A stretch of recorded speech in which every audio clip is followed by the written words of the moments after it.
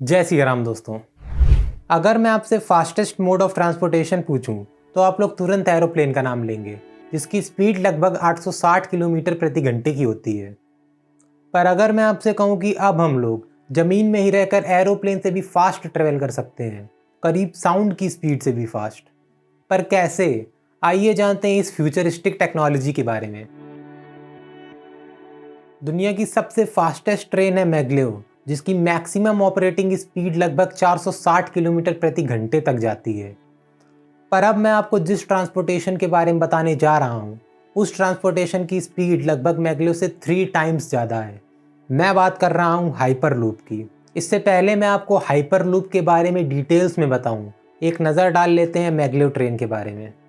चलती हुई ट्रेन को सबसे ज़्यादा 2 चीज़ें रोकने की कोशिश करती हैं। एक तो है एयर रेजिस्टेंस और दूसरा है टायर और ट्रैक्स के बीच का फ्रिक्शन। मैग्लेव वर्ड को अगर हम लोग एक्सपैंड करें तो उसका मतलब निकल के आता है मैग्नेटिक लेविटेशन, यानी मैग्नेटिक फील्ड की मदद से इस ट्रेन की लोअर बॉडी और ट्रैक्स के बीच में एक गैप पैदा किया जाता है, और इस लेविटेशन या उठाव को ही हम लोग बोलते हैं मैग्नेटिक लेविटेशन या फिर मैग्लेव। इसी प्रिंसिपल पर वर्क करती है मैग्लेव ट्रेन, और इसी लेविटेशन की वजह से इस पर कोई लैंड फ्रिक्शन होता ही नहीं है, और ये चल सकती है 460 किलोमीटर प्रति घंटे की रफ्तार तक। अब आइए समझते हैं कि हाइपरलूप क्या है। सबसे पहली बार हाइपरलूप का कॉन्सेप्ट इलॉन मस्क ने 2013 में इंट्रोड्यूस किया था, जिसका टाइटल उन्होंने रखा था हाइपरलूप अल्फा। उसमें उन्होंने बताया था कि कैसे हम लोग लो प्रेशर ट्यूब में ट्रेवल कर सकते हैं, एक जगह से दूसरी जगह, वो भी बहुत ही efficiently. It's just a low pressure tube with a pod in it that runs on air bearings, on air skis, with an air compressor on the front that's taking the high pressure air buildup on the nose and pumping it through the air skis. Elon Musk ने इसका concept तो ज़रूर दिया था, पर उन्होंने बोला था कि वो फ्यूचर में इस पर कोई काम नहीं करेंगे, और इसीलिए उन्होंने हाइपरलूप अल्फा के पेपर्स पब्लिक कर दिए थे और ट्रांसपोर्टेशन इंडस्ट्री और बड़े बड़े इन्वेस्टर्स को इस पे काम करने पे इनकरेज किया था। आज इस हाइपरलूप के कॉन्सेप्ट पे 63 अलग अलग कंपनीज काम कर रही हैं। आइए इसके मैकेनिज़्म को समझते हैं। हाइपरलूप भी मैग्लेव की तरह ही मैग्नेटिक लेविटेशन के प्रिंसिपल्स पर वर्क करता है।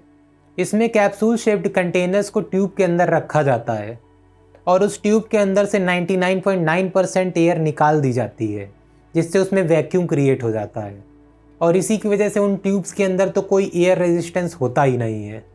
इस पूरी जर्नी के दौरान हमें कोई शॉक्स ना लगें, इसलिए शॉक एब्जॉर्बर की तरह हम लोग यहाँ पर स्प्रिंग्स की बजाय एक्टिव मैग्नेट्स का यूज़ करते हैं। अगर आपको एक्टिव मैग्नेट्स के बारे में नहीं पता तो मैं आपको बता दूं कि एक्टिव मैग्नेट्स इलेक्ट्रोमैग्नेट्स होते हैं, जिनकी मैग्नेटिक फील्ड हम लोग कंट्रोल कर सकते हैं, और परमानेंट मैग्नेट को हम लोग पैसिव मैग्नेट्स बोलते हैं, जिनकी मैग्नेटिक फील्ड हमारे कंट्रोल में नहीं होती। तो हाइपरलूप की रेल्स में अगर कोई जगह स्टीप या एलिवेटेड होती है तो मशीन उसे ऑटोमेटिकली एनालाइज करके उस जगह पर मैग्नेटिक फील्ड को बढ़ा और घटा देती है, जिससे हमारे कैप्सूल्स का एल्टीट्यूड सेम बना रहता है और हमें कोई शॉक्स नहीं लगते।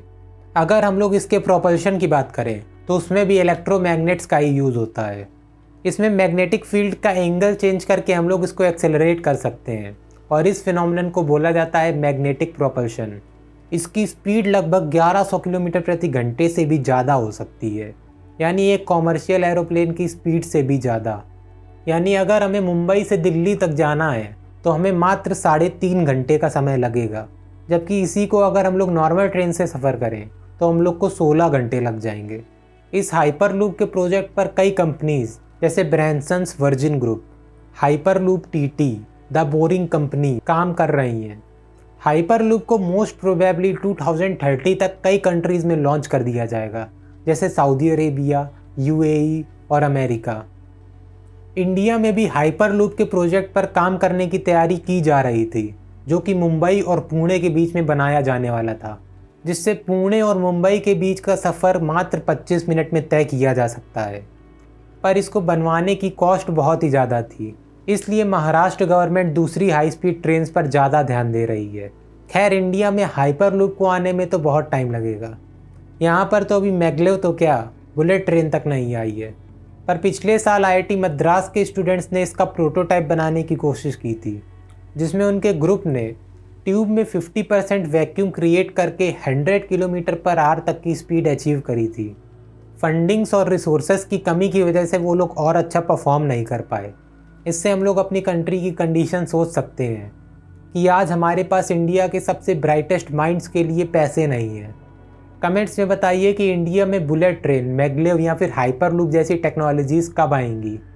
और तब तक के लिए आप हमारे चैनल को सब्सक्राइब करिए और बेल आइकन दबा दीजिए ताकि अगला वीडियो आपको फटाक से नोटिफाई हो जाए।